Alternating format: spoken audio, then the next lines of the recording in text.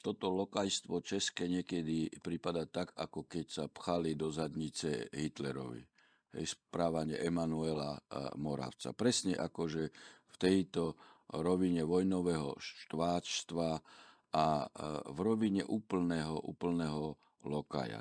Toto, čo robí Európska únia a čo prisluhuje otrocky aj český prezident a český premiér, to je úplne trapné. Veď zahraničná obranná politika je výlučne v kompetencii členských štátov a žiaden členský štát nie je povinný otrocky plniť pokyny Bruselu. Budeme vyzbrojovať banderovcov na Ukrajine, budeme im dávať zbranie, posielať finančné balíčky. Tu treba povedať občanom členských štátov EÚ, že ani 1 cent tých peňazí, ktoré išli na Ukrajinu, sa nevráti. To sú do vody hodené peniaze.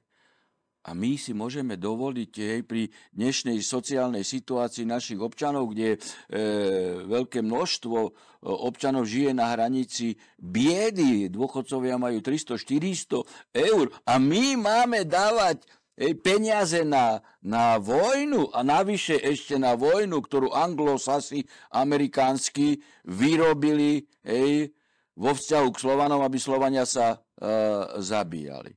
Že si Američania odchádzajú a teraz preniesli finančné bremeno na Európsku úniu a pajaci takí ako Fiala a Peter Pavel, ako s tým súhlasia. A keď slovenský premiér povie, že nie, tak začnú na neho útočiť. V tomto smere so slovenským premiérom jednoznačne súhlasím a ja by som bol aj proti finančnému balíčku. My potrebujeme peniaze dať našim občanom. Našim občanom.